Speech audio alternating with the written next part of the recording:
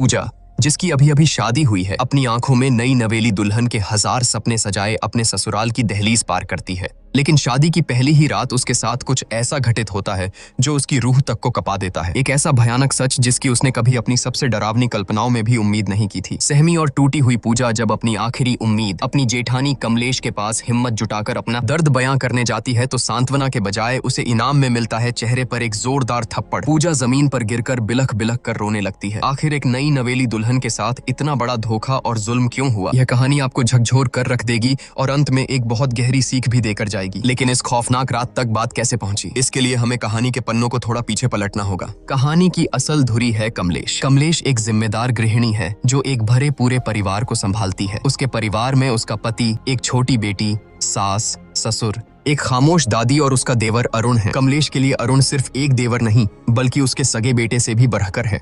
वक्त अपनी रफ्तार से आगे बढ़ता है। अब अरुण जवान हो चुका है और पूरा परिवार उसके लिए रिश्ता देखने जा रहा है। जिस लड़की को देखने पूरा परिवार जा रहा है उसका नाम है पूजा। इंग्लिश ऑनर्स में बीए कर चुकी पूजा अपनी बातों और आत्मविश्वास से सबका मन मोह लेती है। जब वह अपनी मीठी आवाज में एक अंग्रेजी गाना गाकर सुनाती है तो मानो पूरा परिवार उस पर फिदा हो जाता है। अरुण तो जैसे उसे देखते ही अपना दिल हार बैठता है। लेकिन इस पूरे कमरे में एक शख्स ऐसा था जिसके चेहरे पर खुशी की जगह एक उलझन थी। कमलेश को पूजा का यह मॉडर्न और बेबाक अंदाज बिल्कुल रास नहीं आता, लेकिन अरुण की खुशी और उसकी जिद के आगे कमलेश को झुकना ही पड़ता है। मन मारकर ही सही वह इस रिश्ते के लिए हामी भर देती है। उसी दिन चट मंगनी पट ब्याह की तर्ज पर धूमधाम से रिंग सेरेमनी हो जाती है। पूजा की उंगली में अरुण के नाम की अंगूठी सज जाती है, लेकिन किसी को नहीं पता था कि यह खुशियां सिर्फ एक रात की मेहमान हैं। अगली सुबह कमलेश अपनी सास के साथ ऑटो से कहीं जा रही होती है। अचानक रास्ते में उनकी नजर एक भारी भीड़ और शोर शराबे पर पड़ती है। कुछ लोग सड़कों पर विरोध प्रदर्शन कर रहे थे। तभी भीड़ के बीच कमलेश की नजर एक ऐसे चेहरे पर पड़ती है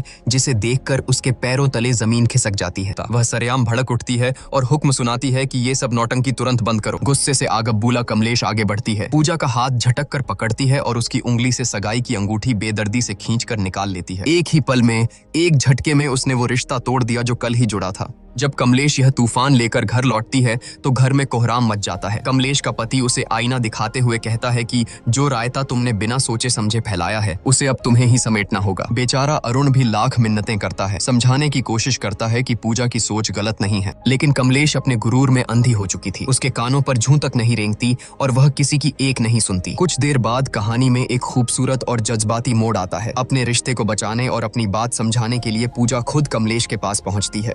वह बहुत ही नरमी से माफी मांगते हुए कहती है कि अगर हम सही के लिए और दूसरों के हक के लिए खड़े नहीं होंगे तो यह दुनिया धीरे धीरे खत्म हो जाएगी। कमलेश जो भले ही पुरानी सोच की थी लेकिन दिल की साफ थी, पूजा की बातों की गहराई को महसूस कर लेती है। उसका दिल पसीज जाता है और वह मुस्कुराकर कहती है कि मुझे बातें जरा देर से समझ आती हैं, लेकिन जब एक बार समझ आ जाएं तो मैं सही का साथ कभी नहीं छोड़ती। यह कहकर कमलेश पूरे मान सम्मान के साथ वो अंगूठी वापस पूजा को सौंप देती है। आखिरकार शहनाइयां बजती हैं और अरुण तथा पूजा विवाह के बंधन में बंध जाते हैं। लेकिन शादी की इस चकाचौंध के बीच एक परेशानी छिपी थी। शादी वाले दिन पूजा की तबीयत बेहद खराब थी। तेज बुखार और बदन दर्द के कारण उसका बुरा हाल था। फेरों के वक्त भी वह दवाइयों के सहारे मुश्किल से खुद को खड़ा रख पा रही थी। शादी की रस्में पूरी होने के बाद आती है वो रात जिसे हर नई नवेली दुल्हन अपनी जिंदगी की सबसे खूबसूरत रात मानती है, सुहाग रात। अरुण कमरे में आता है और कुछ इधर उधर की औपचारिक बातों के बाद वह पूजा के करीब आने लगता है। पूजा जो दर्द और बुखार से टूट रही थी बहुत ही स्पष्ट शब्दों में अरुण से कहती है कि मेरी तबीयत बहुत ज्यादा खराब है, मुझे तेज बुखार है और पूरा शरीर दर्द से टूट रहा है। प्लीज आज हम कुछ भी नहीं करेंगे। लेकिन अरुण पर जैसे हवस और पति होने के गुरूर का भूत सवार था। उसने पूजा की एक न सुनी। पूजा के लगातार मिन्नतें करने, रोने और मना करने के बावजूद अरुण ने अपनी मर्दानगी के अंधे नशे में उसके साथ जबरदस्ती की। नई दुल्हन के वो सुनहरे सपने उसी बिस्तर पर बुरी तरह कुचल दिए गए। सुबह की किरणें कमरे में आईं, लेकिन पूजा की दुनिया में हमेशा के लिए अंधेरा छा चुका था। वह दर्द और सदमे से कराहते हुए बस रोए जा रही थी। अरुण उसे चुप कराने की कोशिश करता है, मानो कोई बहुत मामूली बात हुई हो। वह बड़े हक से कहता है कि अरे मैं तुम्हारा पति हूँ, यह तो मेरा हक है। शादी के बाद तो यह सब होता ही है। यह सुनकर पूजा के अंदर का दर्द एक चीख बनकर फूट पड़ता है। वह बिलखते हुए अरुण की आंखों में देखती है और कहती है कि हक तूने मेरा किया है। शब्द सुनकर अरुण सन्न रह जाता है, लेकिन अपनी घिनौनी हरकत पर शर्मिंदा होने के बजाय उसकी मर्दानगी को चोट लग जाती है। वह गुस्से से आगबूला होकर कहता है कि अगर तुझे लगता है कि मैंने कुछ गलत किया है तो जा बाहर और चिल्ला चिल्लाकर सबको बता दे। यह कहकर वह निर्दयता से पूजा को कमरे से बाहर निकाल देता है। रोती कांपती पूजा जैसे ही कमरे से बाहर आती है,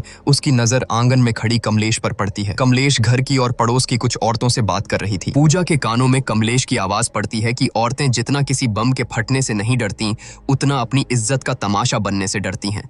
यह एक वाक्य पूजा के सीने में किसी जहरीले तीर की तरह चुभ जाता है। उसे तुरंत समझ आ जाता है कि जिस समाज और परिवार में वह खड़ी है, वहां अगर उसने अपना मुंह खोला तो उसे न्याय नहीं मिलेगा, बल्कि इस घर में उसी की इज्जत का सरेआम तमाशा बन जाएगा। समाज और बदनामी के इसी खौफ से हारकर एक जीती जागती हक के लिए लड़ने वाली लड़की अपने आंसू पीते हुए खामोशी से वापस उसी घुटन भरे कमरे में लौट जाती है। उसके मासूम दिल में कहीं न कहीं यह उम्मीद बची थी कि शायद अरुण को अपनी हैवानियत का एहसास हुआ होगा, शायद वह अपनी गलती मानेगा और उससे माफी मांगेगा। लेकिन अरुण का रवैया देखकर पूजा के पैरों तले बची खुची जमीन भी खिसक गई। पूजा पहले से ही असहनीय दर्द में थी, लेकिन अरुण ने अपनी हवस को प्यार का नाम देकर एक बार फिर उसके साथ जबरदस्ती की। पूजा अंदर तक टूट चुकी थी। उसे समझ आ गया था कि जिसे दुनिया पति पत्नी का प्यार कहती है, वह उसके लिए सिर्फ और सिर्फ एक वैवाहिक बल था, जिसके खिलाफ वह कुछ नहीं कर सकती थी। अगली सुबह कमलेश की नजर छत की बाउंड्री पर गुमसुम खड़ी पूजा पर पड़ी। पूजा की आंखों की वीरानी और उसका खामोश चेहरा देखकर कमलेश का दिल धक से रह गया। कमलेश के लाख पूछने पर भी पूजा ने रात का वह खौफनाक सच नहीं बताया। कमलेश समझ गई कि कुछ तो बहुत गलत हुआ है और वह बिना ज्यादा सवाल किए पूजा को उसके मायके छोड़ आई। मायके पहुंचकर पूजा ने सोचा कि शायद दुनिया में एक माँ ही है जो अपनी बेटी का दर्द समझ सकती है। उसने अकेले में अपनी माँ को बीती रात की सारी सच्चाई और अरुण की दरिंदगी के बारे में बता दिया। लेकिन जो जवाब उसकी सगी माँ ने दिया, वह अरुण की हैवानियत से भी ज्यादा खौफनाक था। माँ ने उसे सीने से लगाने के बजाय समझाते हुए कहा कि पति पत्नी के बीच ये सब तो होता ही है, शादी की है तो ये सब तो निभाना ही पड़ेगा। इसमें ना कहने वाली क्या बात थी? इसी से तो परिवार और वंश आगे बढ़ता है। अपनी ही माँ के मुंह से ये शब्द सुनकर पूजा सन्न रह गई। रही सही कसर माँ ने इमोशनल ब्लैकमेल करके पूरी कर दी। घर की गरीबी का वास्ता देते हुए उसने पूजा को तुरंत ससुराल वापस लौटने का हुक्म दिया और धमकी दी कि अगर वह वापस नहीं गई तो वह अपनी नस काटकर जान दे देगी। अपनों से मिले इस धोखे के बाद बेचारी पूजा के पास कोई रास्ता नहीं बचा था। वह एक जिंदा लाश की तरह कमलेश के साथ वापस लौटने लगी। सफर के दौरान एक जगह वॉशरूम जाने के बहाने पूजा ऑटो से उतरी। यह उसकी जिंदगी का सबसे बड़ा फैसला था। उसने पीछे मुड़कर नहीं देखा और वहां से चुपचाप भाग निकली। कमलेश ने उसे पागलों की तरह हर जगह ढूंढा, लेकिन पूजा का कोई सुराग नहीं मिला। घर पहुंचकर जब कमलेश ने यह खबर दी तो पूरे परिवार में हड़कंप मच गया। सबने पूजा को ढूंढा, लेकिन वह जैसे हवा में गायब हो गई थी। हारकर कमलेश ने पूजा की दोस्त सोना को फोन मिलाया, जो एक एनजीओ में काम करती थी। सोना ने कहा कि उसे पूजा के बारे में कुछ नहीं पता, लेकिन वह उसे ढूंढने की पूरी कोशिश करेगी। आखिरकार सोना की तलाश पूरी होती है। पूजा उसे एक सुनसान पार्क के कोने में गुमसुम किसी सहमी हुई बच्ची की तरह बैठी मिल जाती है। जब कमलेश वहां पहुंचती है तो पूजा हिम्मत जुटाकर अरुण की उस खौफनाक रात की सारी दरिंदगी और सच्चाई कमलेश के सामने उगल देती है। लेकिन सालों से अरुण को अपने बेटे की तरह पालने वाली कमलेश का अंधा विश्वास सच्चाई पर भारी पड़ जाता है। सच सुनने के बजाय कमलेश का गुरूर टूटता है और वह गुस्से में आकर पूजा के गाल पर एक जोरदार थप्पड़ जड़ देती है। वह चिल्लाती है और पूजा को लगभग घसीटते हुए वापस उस कैद खाने में ले आती है। भले ही कमलेश ने पूजा को थप्पड़ मार दिया था, लेकिन एक औरत होने के नाते उसके अंदर शक का एक बीज बोया जा चुका था। वहीं दूसरी तरफ हम देखते हैं कि हनीमून के खूबसूरत वादियों में पूजा अंदर से पूरी तरह वीरान और खौफजदा थी। वह अरुण से एक आखिरी उम्मीद के साथ बात करने की कोशिश करती है, लेकिन अरुण की आंखों में प्यार नहीं, सिर्फ एक भूखे भेड़िए जैसी हवस थी। वह एक बार फिर पूजा की चीखों और आंसुओं को अनसुना करते हुए उसके साथ जबरदस्ती करता है। बेचारी पूजा उस बिस्तर पर तड़पने और रोने के अलावा कुछ नहीं कर पाती। वह जिसे अपनी जिंदगी का साथी समझकर समझाने गई थी, वह सिर्फ एक झल्लाद निकला। पूजा को उस रात पूरी तरह समझ आ गया था कि अरुण की नजरों में वह कोई पत्नी या प्यार नहीं, बस उसकी हवस मिटाने का एक बेजान जरिया भर थी। पूजा की जिंदगी एक जीते जागते नर्क में बदल चुकी थी। एक रात खौफ से कांपती पूजा खुद को बाथरूम में बंद कर लेती है। बाहर से अरुण दरवाजे को पीटते हुए उसे बाहर आने का हुक्म देता है। अंदर से डरी सहमी पूजा रोते हुए कहती है कि आज मैं तुम्हारे करीब नहीं आ सकती, मेरे पीरियड्स शुरू हो गए हैं। लेकिन एक हैवान के सिर पर सवार हवस को भला कोई कैसे रोक सकता था? अरुण का जवाब किसी भी इंसान की रूह का पाने के लिए काफी था। वह बेशर्मी और क्रूरता से कहता है कि मुझसे झूठ मत बोल, दरवाजा खोल, मुझे देखना है। यह सुनकर बाथरूम के अंदर खड़ी पूजा की जान सूख जाती है। उसे समझ आ जाता है कि यह दरिंदा उसकी कोई बात नहीं मानेगा। इसी खौफ और बेबसी के बीच पूजा की नजर वहां रखी एक ब्लेड पर पड़ती है और सीन यहीं कट हो जाता है। अगली सुबह घर में कोहराम मच जाता है। सबको पता चलता है कि पूजा अस्पताल में है और उसकी हालत बेहद नाजुक है। पूरा परिवार बदहवास हालत में वहां पहुंचता है। अरुण अरुण बड़ी चालाकी से कमलेश और बाकी घर वालों को गुमराह करते हुए कहता है कि उसे औरतों वाली कोई अंदरूनी दिक्कत थी,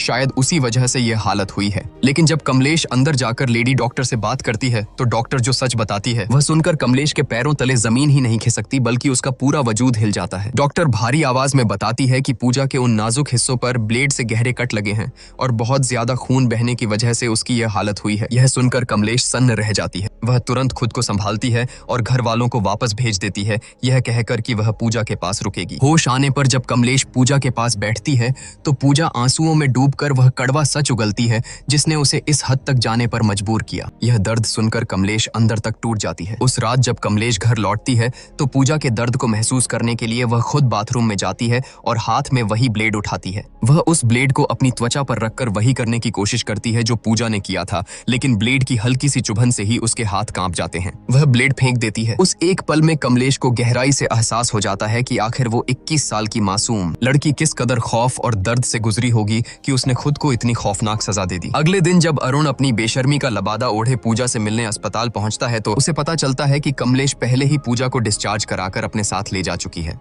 अपनी पत्नी की इतनी गंभीर हालत के बावजूद उस जाहिल इंसान के दिमाग में सिर्फ एक ही बात चल रही थी। वह बेशरम होकर लेडी डॉक्टर से पूछता है कि अब मैं अपनी पत्नी के साथ इंटीमेट तो हो सकता हूँ ना? यह घिनौना सवाल सुनकर डॉक्टर का खून खौल उठता है। वह डॉक्टर पूजा के वो खौफनाक घाव देख चुकी थी और जानती थी कि इसके पीछे कौन है। वह अरुण पर बुरी तरह भड़क जाती है और पूरी ताकत से चिल्लाते हुए कहती है कि बहुत ही नीच और घिनौना इंसान है तू, तेरे जैसे जाहिलों के आड़ में तो गोली मार देनी चाहिए। वह तुरंत सिक्योरिटी गार्ड्स को बुलाती है और अरुण को धक्के मारकर अस्पताल से बाहर फेंकवा देती है, यह चेतावनी देते हुए कि यह जानवर इंसान दोबारा मेरे अस्पताल के आसपास भी नहीं दिखना चाहिए। पूजा जो अपनी आंखों में शादी और एक नए जीवन के 1000 सुनहरे सपने लेकर इस घर में आई थी, आज उसकी जिंदगी एक ऐसे भयानक नर्क में तब्दील हो चुकी है जहां उसका ही पति उसका सबसे बड़ा मुजरिम बन गया है। प्यार और हक के नाम पर पूजा ने जो झेला है वो मौत से भी बदतर था, लेकिन अब जब पूजा मौत के मुंह से वापस लौट आई है और उसे उस कमलेश का साथ मिल गया है जो कल तक उसी के खिलाफ खड़ी थी, तो अब आगे क्या होगा? आपके हिसाब से अब पूजा को क्या कदम उठाना चाहिए? क्या उसे अरुण को माफ कर देना चाहिए या उसे ऐसी सजा देनी चाहिए जो एक मिसाल बन जाए? अपनी राय हमें कमेंट्स में जरूर बताएं। वीडियो को लाइक करें और चैनल को सब्सक्राइब करना बिल्कुल न भूलें ताकि पूजा की कहानी का अगला और सबसे अहम हिस्सा आते ही आप तक पहुंच सके। मिलते हैं बहुत जल्द कहानी के अगले भाग में।